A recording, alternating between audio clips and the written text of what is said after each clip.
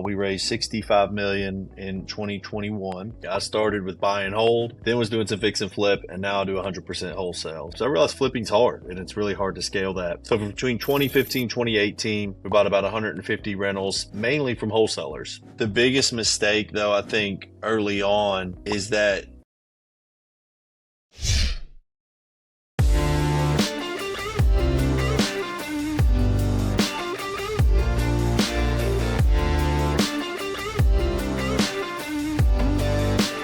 My guest today is the first person I have ever met that has had a textbook wholesaling company that he scaled to 8 figures. He's the only person that I've ever met, period, with a textbook wholesaling company. But it's impressive that he scaled it to 8 figures. And today he has a real estate wholesaling company that is well beyond 8 figures. We talk about both of those experiences and what went into building them and some of the nuances.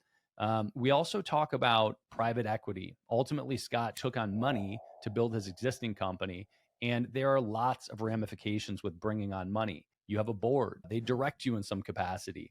They may or may not get involved in some capacity. So we talk about all those things and also some elements of his core business model and shiny object syndrome, which is something that taunts me on the regular. Without further ado, we're going to listen to a conversation with Scott Pennebaker. I hope you enjoy. Scott Pennebaker, it's great to see you virtually here, and it was great to connect with you a couple weeks ago. Yeah, awesome, man. Thanks for asking me on. I wish we could have done this, in person while we were in Tampa, but we'll make the best of it through a computer screen. We'll still have a good time, I promise. I believe that. We in fact got distracted by Hulk Hogan. Indeed, that is correct. I couldn't miss my childhood, one of many childhood idols, right? Just the opportunity to see the Hulkster. Yep. Well, it's a strange starting point, but we met at a mastermind event for real estate educators, largely, and also the vendors that are tied into that ecosystem. Easy Pay Direct being one of them. I wanted to talk to you because the organizer of that event suggested that I have you on, which is an awesome endorsement anyway. But B, the real estate investment market is always an interesting one for me to talk about because I am actively involved as a real estate investor, and the different niches inside of real estate investing, you could spend a lifetime diving into one of them. So I love uncovering kind of the nuances of how different models work. Before we get into the specifics, can you give me a little bit of background and then bring me kind of up to today with Rebuilt, which is the core company right now? Like, where'd you come from and how'd you end up there? Absolutely. It's interesting you say that there's so many different ways to be involved in real estate investing because that's true. A lot of the gurus or the coaches that we know, they start with teaching wholesaling, and then they teach fix and flip, and then buy and hold is kind of the order of operations. I actually started investing differently. I started with buy and hold, then was doing some fix and flip, and now I do 100% wholesale. So I actually had a college textbook company. We wholesaled textbooks from 2015 to 2020. And, that was an interesting business in itself. But when in 2020, when COVID hit, we were locked out of college campuses. So that's when we kind of pivoted all our resources and energy full time into wholesaling. But I started as an investor in 2010. So I was running both businesses side by side. Again, just bought a few rentals, then started doing some fix and flips, lost my tail on a couple projects, kind of my last 2 large fix and flip deals. I'm like, I'm just going to buy rentals. It's easier. I don't have to have as many people impacting my bottom line. There's not inspectors and appraisers and realtors and, all these folks involved that don't have as much risk or skin in the game as they do on the flips. I realized flipping's hard and it's really hard to scale that. So between 2015, 2018, we bought about 150 rentals, mainly from wholesalers. I have 2 partners in this business, Al Young and Brandon Devlin. They were actually partners in my textbook company, from about 2012. Brandon and I reconnected from a sales company we did door to door in college. And then his cousin Al was working at BlackRock. You met Al actually at the conference. He was working at BlackRock as a director for the previous 10 years prior to that. And so in 2015, they became equity partners in Recycle a Textbook, and we started buying rental properties from wholesalers. 2018, we're like, man, we paid these wholesalers a ton of money. This might be something we could probably do ourselves and source direct to sellers. So we hired an intern from University of Kentucky, started sending out mail, taking calls, running appointments. We initially were sourcing for ourselves because we were rebuilding communities, kind of the rebuilt thing is where the name came from. But we realized quickly that we couldn't take down all the properties that we were getting good contracts on. So we started assigning them to people in our network, and we're like, man, this is actually more scalable than having a bunch of rentals or than doing a bunch of fix and flips. So um, really in 2020, when COVID hit and kind of wiped out the textbook business, we focused to go all in on wholesaling. And so our second office was, our first was in Lexington, Kentucky, where I am. Our second was in Philadelphia, where Al lived at the time, and our third was in Nashville. And so about that time, we realized that, with textbooks being shut down, we were able to approach some of our top sales reps in that company and say, hey, do you want to learn about wholesaling or about real estate? Because we've been doing it kind of part-time since 2018. And they're like, sure. And so that's why we ended up opening an office in Austin, Texas, and later San Antonio, as we were able to repurpose some of our sales reps from the textbook company to help us grow the wholesale leg or wholesale business. So now, Awesome. And so for clarity, so for clarity for people that don't know, wholesaling, you were originally investing in real estate yourself and creating a rental portfolio. Is that what the initial proposition that's there was? correct. Got it. And so there are different ways to find those opportunities, but basically you were going to these people that were wholesaling properties, which means that they would go find the deals, but didn't have any interest in actually doing the deals. They would just find them and buy them or lock them up, contract them at a certain price, and then sell the contract to you at a little bit more, and they would make that margin. And that's functionally the wholesaling model. Correct. And at some point you thought, why are we spending all this money paying these people? We should be able to find these deals ourselves. That's correct. So yeah, we were like, let's cut out the middleman and do it ourselves. And then quickly realized that, rental property is a get rich slow business. So in 2018, kind of something else happened is that textbooks, a lot of that started moving digital. And we had a 8-figure a year textbook wholesaling company. Where we sourced on college campuses all over the country and then sold on Amazon and eBay direct to students. So it allowed us to have a campus bookstore pretty much on every campus by having an online marketplace. And but what we realized is everything started pushing digital. And if we didn't have any rights to any digital content, so if there was no physical textbook, then we didn't have anything to sell. So that was at the time we started leaning more into real estate. But then, we had all these rental properties, but they're all leveraged at 80% with mortgages on them, and they don't kick off a ton of cash. If you make, a couple $100 a door, you're lucky. And, Al, Brandon, and I were all happily married, 8 kids, wives who like nice things. We're going to have to create cash flow, and rental properties aren't going to do it. It's a long-term play. And so that's what we decided. We know we don't want to fix and flip, but we know that we could wholesale and actually create revenue. So now we're in 12 markets across 6 states, mainly across the Southeast. Got it. And are you still building a portfolio of rentals? We are slowly, but not as aggressively as we were. We're opportunistic. We look at more multifamily. We have some commercial deals, things like that. So stuff with a little bit larger spreads on them. Awesome. So I want to dig into the wholesaling model and scaling it, because there are a lot of people that, as you mentioned, teach wholesaling, but all of their revenue really comes from being a guru, right? Is educating people and then teaching them the model, not actually creating an 8-figure business by wholesaling. Right. So can you break down the model for me? And also, just for frame, I read that last year you did 600 deals. That's right. Which is 2 a day. Yes. Which is wild. What's the tempo this year in 2023? We've been smacked in the face like everyone in the kind of the real estate industry. We're probably tracking down 25 or 30% year over year. But, the good thing is it's allowed us to kind of slow down and build a stronger foundation. We formed a lot of bad habits in a hot market, right? You could just put property under contract. You didn't have to negotiate it as much with sellers. You threw it up on a Facebook page and investors were clamoring for it. So now you actually have to work on your disposition and finding investors that will buy them. And you have to actually train salespeople how to sell and to buy properties for deeper. And really, it's just explaining to sellers. We do all belly to belly. So we're actually in the home with the seller, sitting down with them. We're walking the property with them. We're filling out a repair estimate form with them. We're sharing comps with them and showing them what a fixed up house in the neighborhood sells for. This is how much it would cost to get it there. This is the type of margin that our end buyer is going to need to be looking for.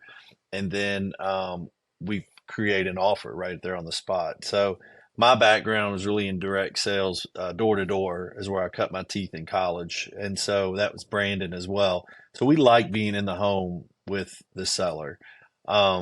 But that's hard to scale, to your point, because we have to have boots on the ground in every office. We need at least one or two acquisition people, a dispo person, and then we have regional sales managers that oversee about two or three offices apiece. So creating that boots on the ground model is definitely a lot more challenging than a virtual model where we were just working the phones and could put property under contract over the phone, send out an inspector, get the photos, and then start to market the property and retrade it if necessary. We are working towards doing both a virtual model as well, but we also started with the boots on the ground. But the setup is, two to three people in a local office. Like I said, with a regional manager over about three offices. And then above that, we have a director of sales. And then above that, a VP of sales. So it's just funny to go from like in 2020, we were at like 7 employees by the end of or midway through early 2022, we're at like 70 employees. We're at about 70 right now. So, to go, I come from like a small business background. And so to think that we could grow that quick and scale that quick definitely shows opportunity, but also shows that we kind of rode that COVID wave. And this year we're slowing down, building a better foundation, getting sales training and SOPs in place, KPIs, and really holding our sales guys accountable to things like that. And I think that's what was missing in the past is it was just kind of more run and gun, but now we have a lot more structured sales organization. Fascinating. So there are, I love drilling into these things because there are a couple different types of entrepreneurs, and one of them are the really tight operators that everything is systematic, the SOP is in place or it doesn't happen. And the other are the complete opposite end of the spectrum. And you just said run and gun, but it is just do it and grow. And it's a good lesson for everybody because there isn't a right way to do it. And you can get a long way just taking action. What do you think the biggest mistake was through that growth curve, to get to 70 employees? And yeah, you had a hot market, yada, yada, but whatever. What was the mistake? What would you have done differently through that initial scale, if anything? So, and I hadn't mentioned this, but I should back up. In October of 2021, we were talking with a private equity firm approached us. They're named LL Funds, and they were the lead investor in OfferPad. And so they sent us a term sheet in the summer of 2021. We kind of went back and forth, and Al and Brandon and I, and even they were up front. They're like, "Are you guys willing? Do you really want to take on VC money? Because you all could continue the way you're going, with a handful of offices and probably make more money year over year for the next 10 or 15, 20 years, however long you want to do this as individuals, or we can pump a bunch of money into the company and we can grow something huge and try to have a life-changing event in 5 to 7 years." We're all in our low 40s, early 40s. So we're like, let's take a shot. Not many companies get an opportunity. So we got a term sheet from LL. We raised $65 million in 2021. 15 was in equity, and 50 was in debt. And so 15 of that bought a third of the company, and then 50 million is aligned to actually grow the business. Um, they've been a great strategic partner in the event that, or in a lot of different ways. For one, they've seen the movie. They took OfferPad public, and they love the real estate space. They really liked our model because it's balance sheet light. So we're not housing a bunch of properties on our balance sheet, and it's not as cash intensive. And they've introduced us to some great people that have been able to guide us and advise us along the way. And some of them still consult for us. The biggest mistake, though, I think early on is that we took people that were good at sales, like field sales and doing really good in their market, and promoted them to management where they really had no management experience. And so we gave them almost like an impossible task to like move. We wanted to promote from within and show that you could move up, but with really no management experience, it's totally different than just doing field sales. So now we've restructured and actually found some great people. And part of that was it was hard to hire coming out of COVID and to find people. So we just kind of worked with what we had.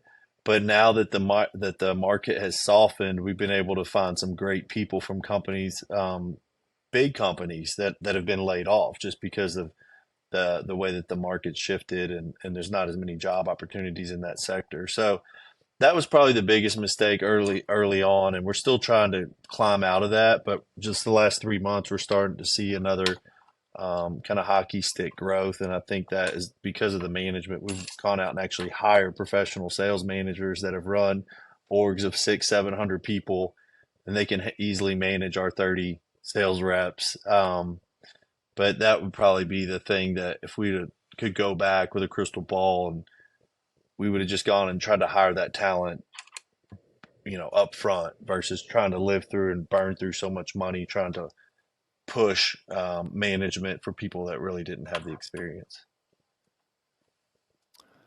The conversation of bootstrap versus VC or PE always leads down interesting paths. The motivations behind each path are interesting. The emotional triggers that guide decisions are interesting. When you think about hiring on more experienced management to manage the salespeople, if you had continued down the bootstrap path, would that still be a choice you would make? Or is that decision contingent on bringing on what sounds like kind of a shitload of money for the existing operation? It's 100%. I mean, I think we could have gotten by on a more bootstrap with less experienced managers, but when you're targeting a Series B, they want to see who's going to get us there and what experience do they have, what pedigree, why should we give you more money? Um, so who are we going to war with, basically? And so it's really important that you have experienced people, and operators with a track record, that you can put on your pitch deck when you go out to raise additional funds. And they're, good people are expensive, and when you're a bootstrap company, that's another thing that you're highly, I guess, careful with. But we're careful with that now as well. You still just can't, frivolously throw money at people. They have to be able to produce. And I'm really happy with the group we have on the sales team now.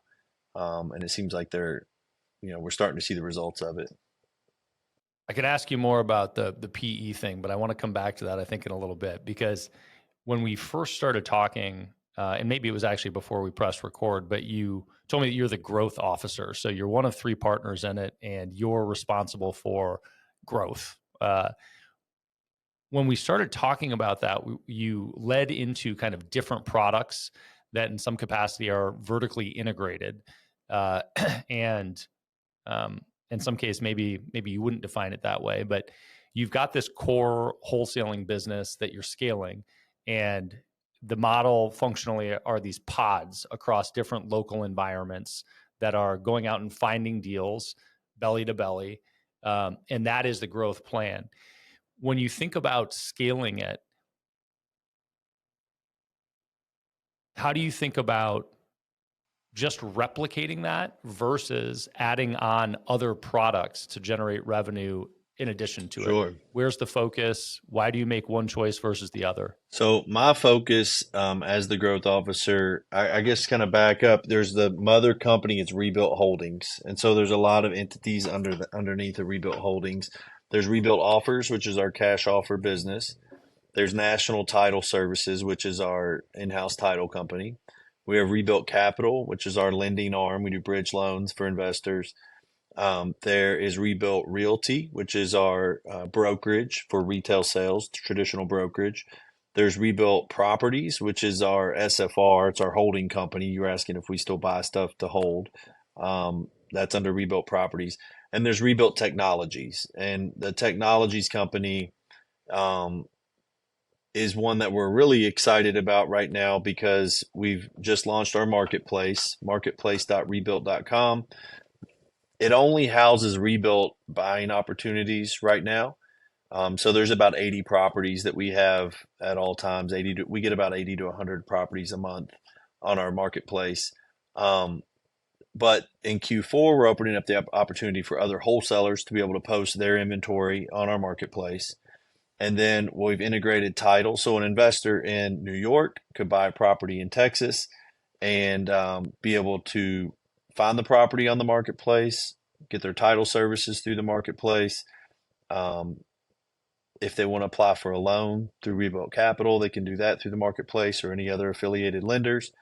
We'll have insurance tie-ins. We'll have property management tie-ins, construction tie-ins, kind of a Shopify model for real estate investing. So that's really the exciting piece that's getting us to the unicorn of $1 billion value.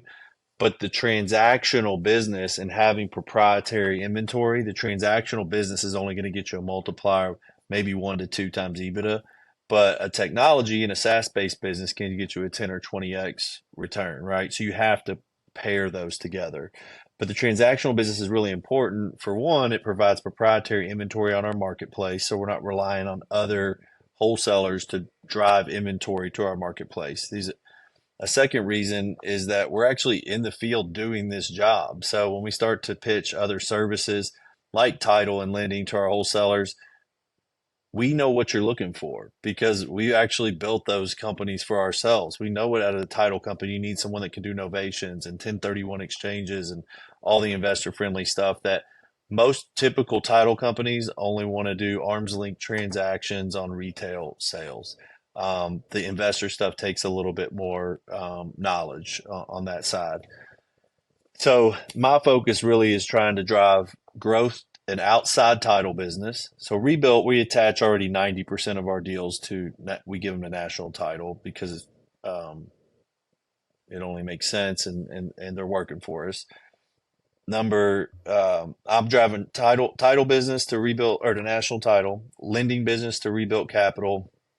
And our brokerage is more of just another product offering. So if we're in the home and we say, hey, Mrs. Jones, it sounds like you want the most money and you're not in a hurry, this honestly would be a better fit for our brokerage. We can list the property for you. So that's really what we use the brokerage for mainly. And then the properties is just a holding entity for anything that we buy and keep.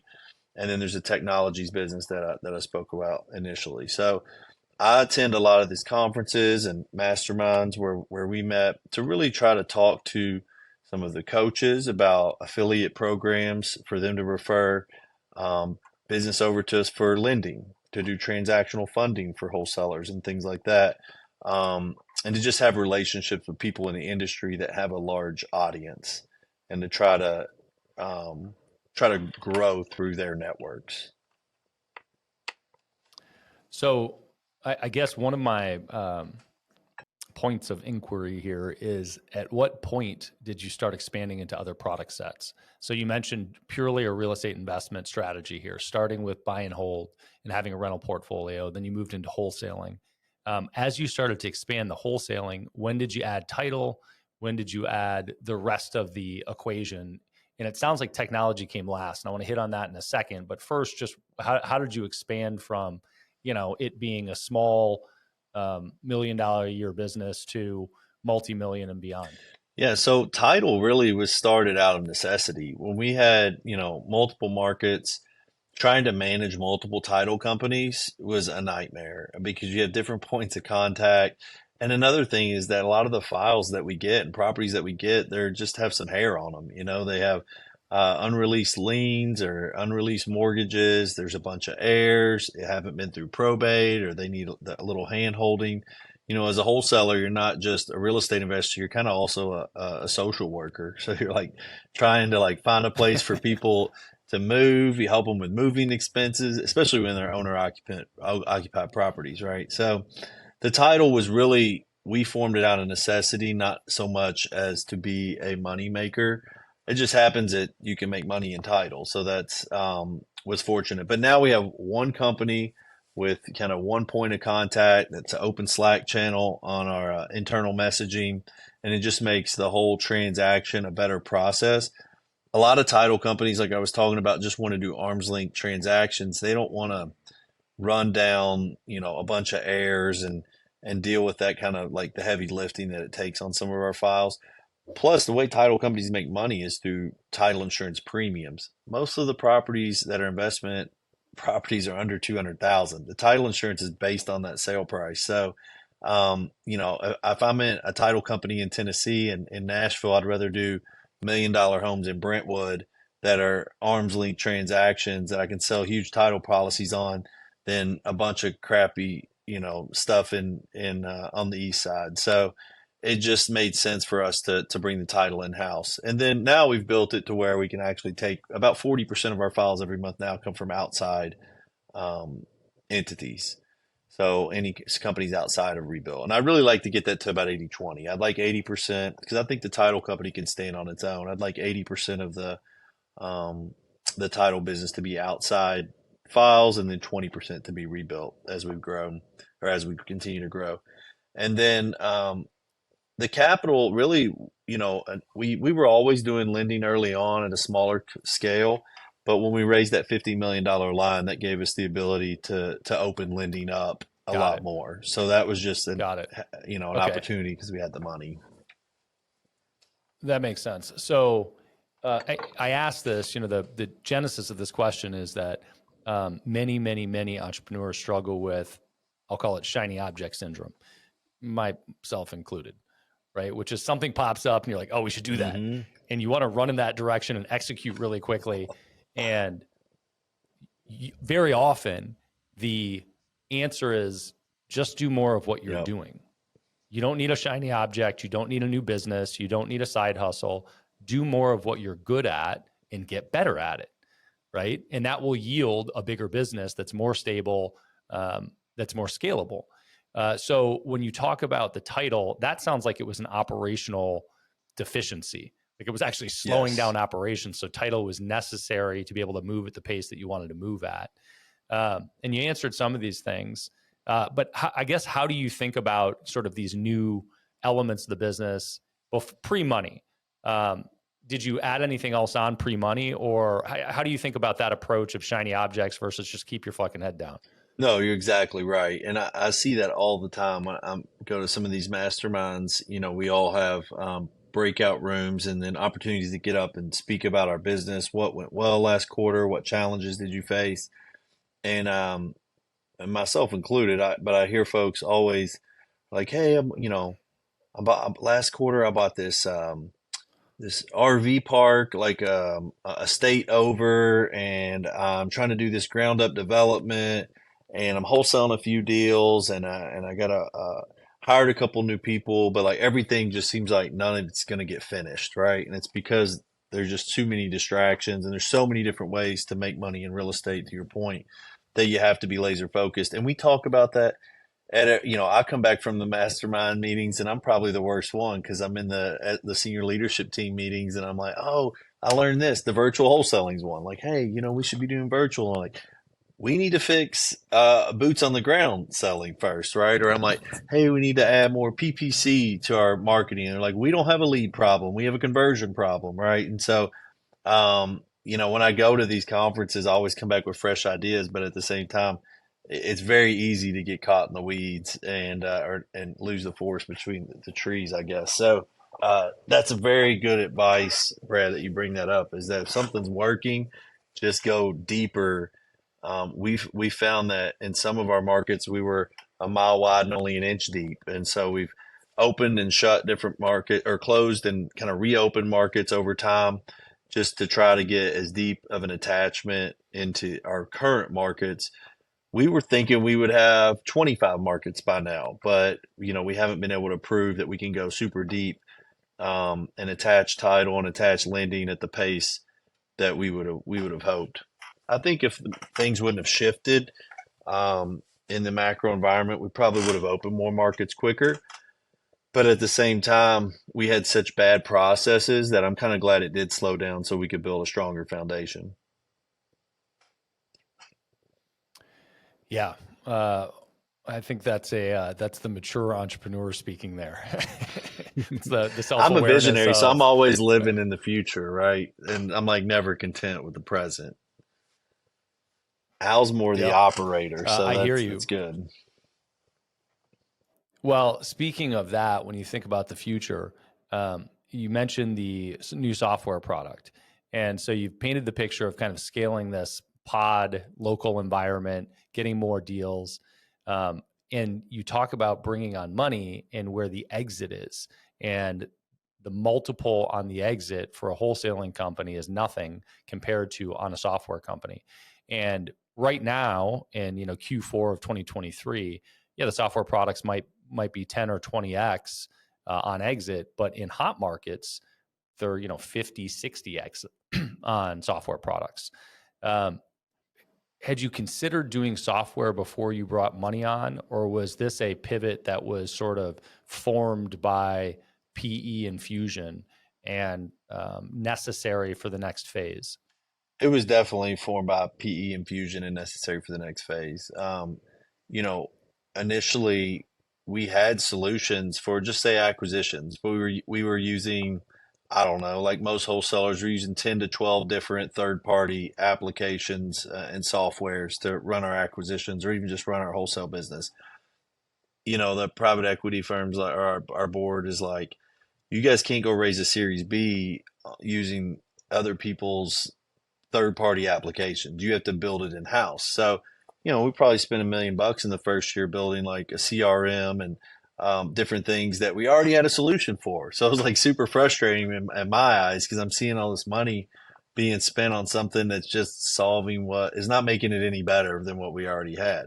However, one thing as it was built and I started to realize and play with it, for one, we were able to condense, 6 softwares, 10 softwares into one application that we built for ourselves that every other wholesaler needs and that very soon can become a SaaS product. So that's something that we'll be able to roll out to the marketplace and say, hey, eliminate these 10 subscriptions. We have one application that can do all of that for you.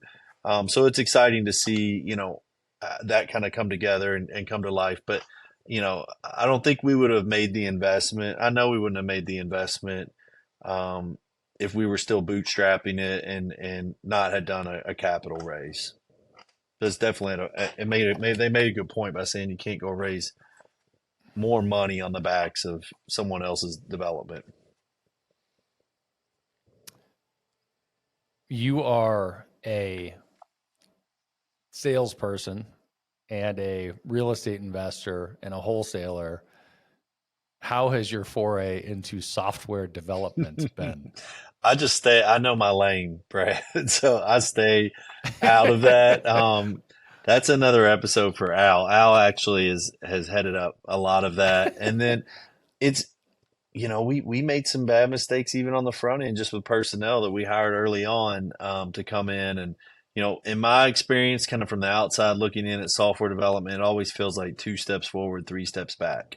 Because even when you have to like move around personnel or whatnot, then the next guy comes in and he's like, oh, well, why do you do it this way? It should have been done this way, or this wasn't done right. So now we got to untangle this and rewrite it this way. And it's almost like when you bring in a plumber on the job after the framer, and he's like blaming the framer for everything being out of that's not level or it's not square and thing. It's just a bunch of finger pointing. So I don't have any any background in technology. I mean, I know how to use this stuff. You wouldn't think so for as trouble if I had getting on your podcast here with the software. But I'm an operator. I'm definitely not a developer, and so it's been cool to see it come to life with the rebuilt logo on it, and use the tools day to day.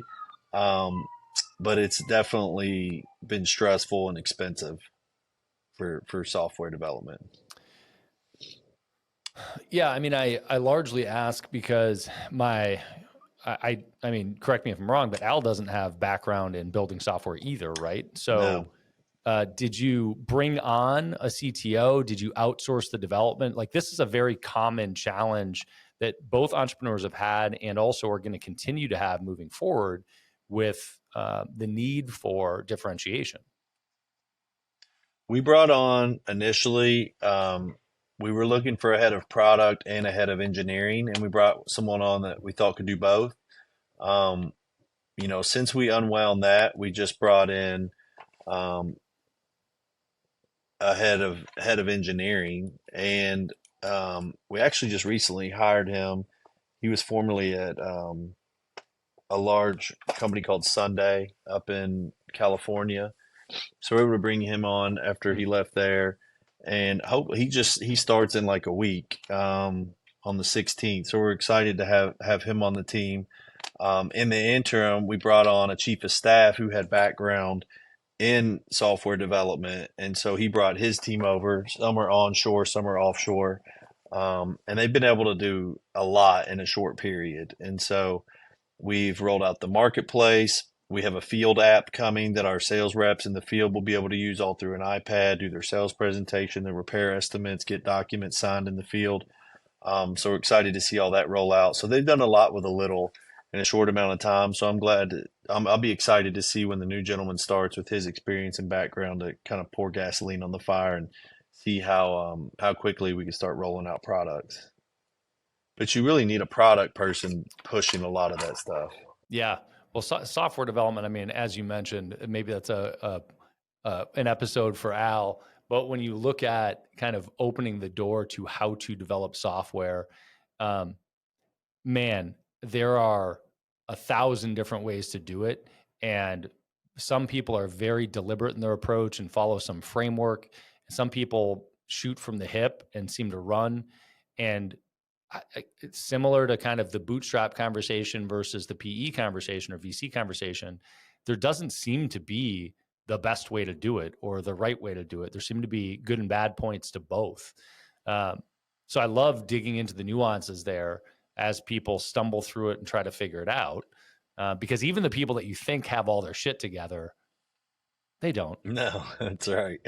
They always want me to interview like the not like every engineer or person we bring on tech, but for like the SVP or VP roles, and I'm like, I'll just talk to them about their family and like their life and their work style, their management style, but I can't ask them any technical questions because it's not really my wheelhouse. So hopefully somebody is asking those questions and figuring out, what languages they write in and all that stuff.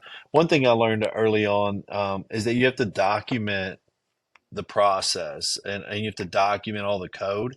It takes longer to do it, but if you ever want to sell your software, there has to be really strong documentation of the what you're writing and how you're writing it. And so that was some mistakes we made early on, and we had to go back and unwind and take the extra time to actually document that stuff, because if someone else is going to come behind it and another team of engineers right on top of it, you want it to build it, set it up for success like that, where it doesn't have to be all unwound and rewritten.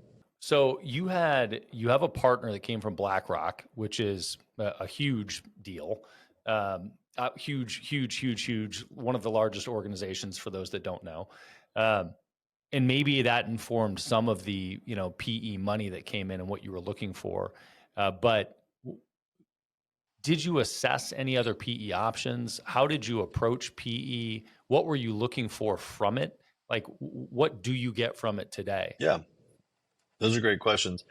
So honestly, we weren't even looking for that as an opportunity. Al's wife's first cousin, AJ, who's now our VP of finance, but he was working for LL Funds as an analyst. And Al would see him at like Thanksgiving and Christmas and just kind of telling what we were doing with rebuilt and how we put these properties under contract and find end buyers and some of the spreads we can get.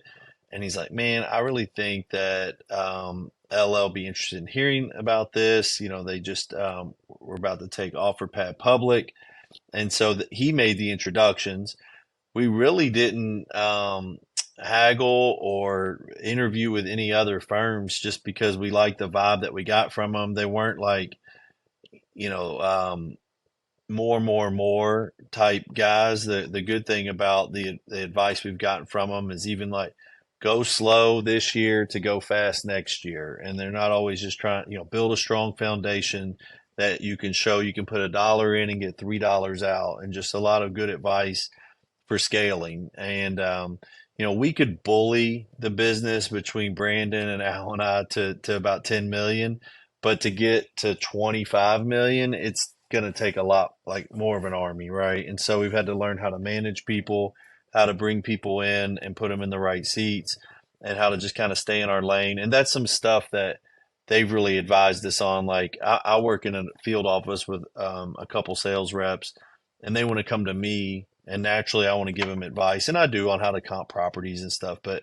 if they have an issue, I've learned to be like, okay, you need to go talk to your sales manager and make sure I deflect some of that stuff, and don't, because the sales manager, if I tell them something that the sales manager wouldn't agree, they're going to just, as a founder, feel like my decision is the right decision. So, and trust me, it's not, it's typically not. So I want to like make sure that we're following at the lines of communication. So that's been something that private equity companies helped us with just how to run a bigger company and management, reporting lines and org charts, and um, things that I had never had any experience with. But definitely Al's background, he sits in the CEO seat, and it's great with interfacing with the private equity firm and presenting board decks and board meeting minutes and things like that. Is really powerful. He does a great job with that, just kind of explaining the vision of where we're going and how we're going to get there, and what it takes. One of the common critiques with PE is that this is the critique, is that they're full of MBAs that have no operational experience. And when you mentioned that you have gotten some sort of guidance around management and leadership, is it coming from the people on the board that gave you money, or are they pointing you in a direction to get that guidance somewhere else? How does that work? It's a little bit of both.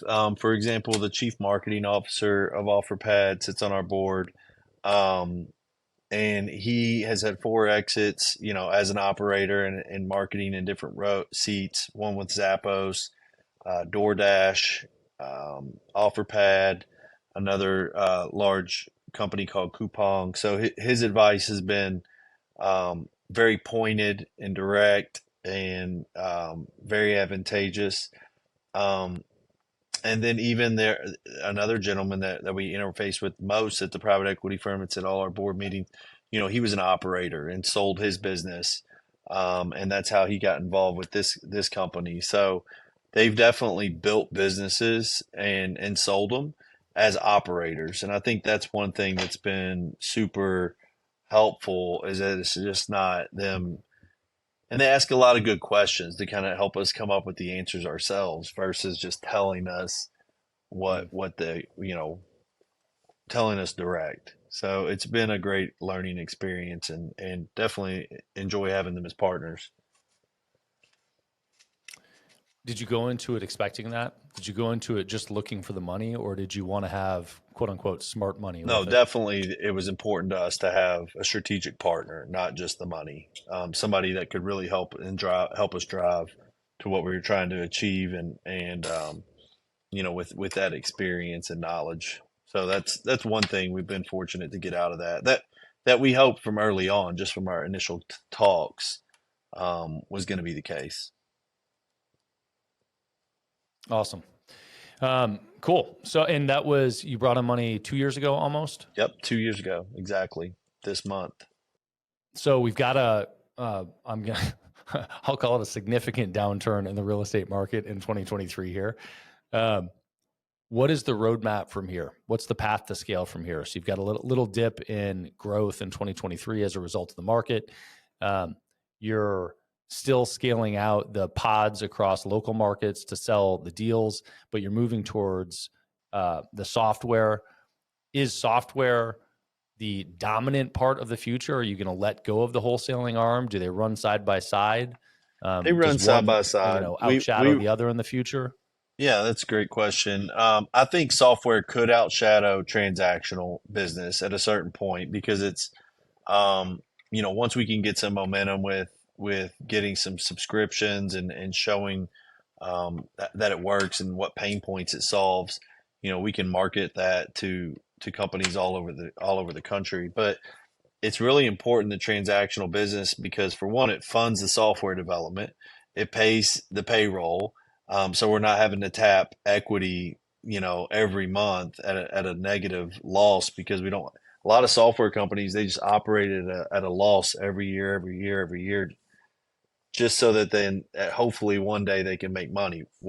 What's appealing about the transactional business is actually already a business that makes money. So it allows us to put more money in into development, where otherwise we would just be spending out equity to do that. So having the transactional business is super important for the software development, and also to show that we can scale a transactional business. That's important to our investors, to show that we can go deep in their number one KPI is transactions, number of transactions. It's not so much like the spread per deal. They rather us do a small deal, and attach title and maybe lending versus a handful of large spread deals, right? So they want to see volume of transactions and how much market penetration we can get. And that's what we're proving out now on the transactional side, that we can institutionalize the wholesale business. There's been so many chuck in the trucks. That's the most wholesalers are just, they took a course and learned to send some mail. And unfortunately, it gives wholesaling a little bit of a bad name because they don't communicate well with the customer, the seller, or the investor. So that's what we're trying to fix. And that's what we're on a mission to do, this year and beyond. So they're pushing you for both software and transactions. Yes. But our software complements our Awesome, man. transactions. So, and vice versa. Transactions complement the software because we can give them, good feedback. And so it kind of goes both ways. We're building it for ourselves. So that makes it, one of our goals with software is that it makes the field sales much easier. And it provides tools for, to assist with that. Awesome. Yeah, I'm curious to see where it goes. The software side of things, at some level, the software is, I'm not going to say easier to scale, but it's less human intensive. Absolutely. From a management perspective. You're exactly internally. You're exactly right. 100%. And that's evident today. Yeah, I believe that. I believe that. As somebody that has a full-time development team in house, I can feel your pain on that front. But the running a sales team, it's just a different ecosystem. You grew up in door-to-door sales as I did, and I think probably the notion of a sales team that way came from that era of, oh yeah, that's how sales works. And software development's a whole different thing to run, which is not easy either. But once the software is moving, the lever there is pretty big. So I'm curious to see how the PE company approaches it once you hit that scale. Yeah, absolutely. It's exciting. I've learned a lot for sure. Yeah, incredibly, man. Incredibly. Well, I appreciate you carving out time to talk, man. If people want to find out more about Rebuilt or you, where do you want to point them? Yeah, our main website is rebuilt.com. My email is scott@rebuilt.com. You can find me on Facebook or Instagram. Scott.Pennebaker is my handle. Dig it. Scott, thanks so much for carving out time, man. We'll hopefully get some more FaceTime in the future here. Man. Thanks, Brad. Appreciate you having me. Love it. I hope you enjoyed the episode as much as I enjoyed doing it. I need your help. There are 3 places you can find Beyond a Million: the podcast itself, beyondamillion.com, which has some cool free resources, including a free course. And we finally launched the Beyond a Million YouTube channel. I would love it if you would go there and subscribe.